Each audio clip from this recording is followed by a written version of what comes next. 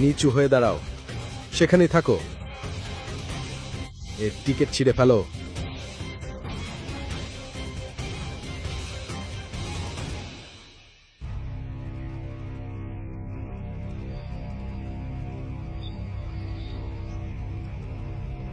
সাবধান হয়ে থেকো, বুঝেছো? চলো বেরিয়ে পড়ো। যখন ও শিবমের ইউএস টিকিট 4 টুকরো করে ছিঁড়ে ওর মুখে ছুঁড়ে দেয়, ঠিক তখনই শিবম রেগে গিয়ে সমস্ত দেহরক্ষীদের মাটিতে ফেলে দেয়।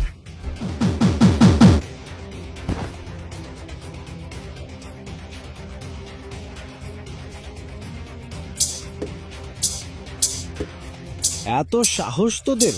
কে তোর আমার টিকিট ছিঁড়ে ফেলার? শুধু একটা এয়ারলাইনের মালিক হয়ে নিজেকে রাজা ভাবছিস?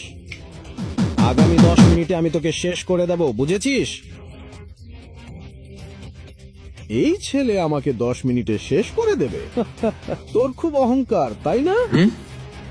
আয়, আমি এখানেই দাঁড়িয়ে আছি, দেখি তো কি করতে পারিস।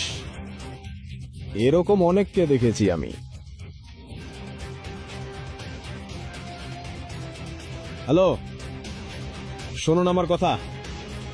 ইয়াং মাস্টার, এই পাশে।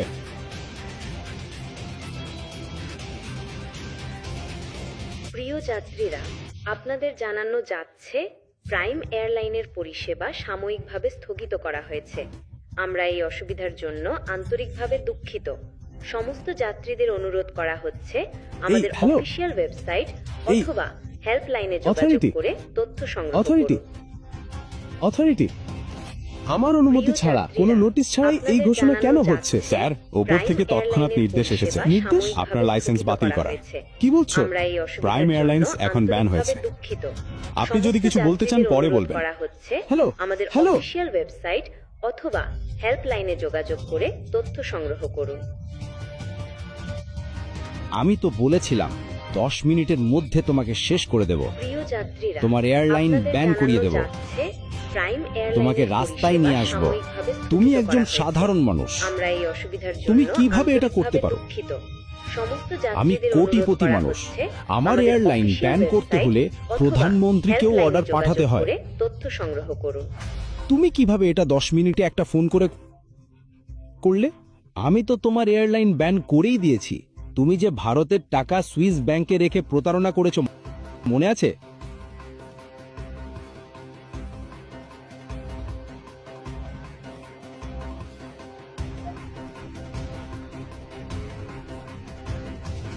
এই মুহূর্তে তোমাকে জেলে পাঠাতে পারি, কিন্তু আমার জরুরি কাজ আছে, তাই ছেড়ে দিচ্ছি।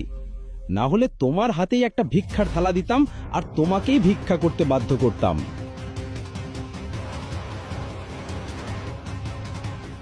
স্যার, আপনার ইউএস পৌঁছানো খুব জরুরি। আমি আপনার জন্য একটি প্রাইভেট জেটের ব্যবস্থা করে ফেলেছি। আমাদের এখনই রওনা দিতে হবে। প্রাইভেট জেট মানে এই লোকটা সাধারণ কেউ নয়, এ তো একজন খুবই ধনী আর ক্ষমতাবান মানুষ।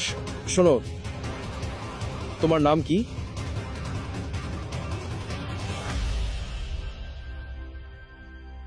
তোমার নাম কি? সরি স্যার, সরি, আমাকে মাফ করে দিন স্যার, ক্ষমা চাচ্ছি। যদি আগে জানতাম স্যার, তাহলে আমি নিজেই আপনার জন্য জেটের ব্যবস্থা করতাম। দয়া করে মাফ করে দিন স্যার, আমি আর কোনোদিন এমন ভুল করব না।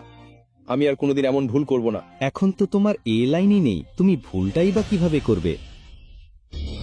কে এই ইয়াং মাস্টার, যিনি শহরের সবথেকে ধনী মানুষকেও মাথা নিচু করতে বাধ্য করলেন? কি তার আসল পরিচয়? সুপ্রভাত।